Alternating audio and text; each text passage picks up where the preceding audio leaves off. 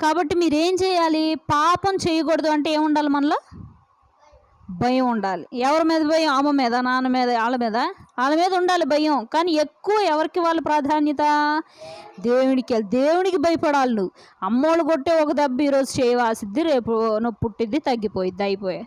కానీ దేవుడు కొట్టేది అది జీవితాంతం ఉంటుంది. ఆ దెబ్బ కావాలా మీకు? అది కావాలా మీకు ఆ దెబ్బ? కాబట్టి మీరేం చేయాలి? భయపడాలి, దేవునికి భయపడాలి. పాపం అనేది మీరేం చేయకూడదు? చేయకూడదు. మనసులో ఉండాలి. ఏదన్నా అమ్మో బూతు చెప్తే దేవుడు నన్ను తిడతాడేమో, అమ్మో అబద్ధం చెప్తే ఏమని అంటాడేమో దేవుడు, అమ్మో ఆ అమ్మల మాట వినకపోతే ఏమని అంటాడేమో దేవుడు అని అనుక్షణం మీరు ఏం చేయాలి? దేవుని పట్ల భయం కలిగి ఉండాలి. సరే, మోకరించండి అందరూ.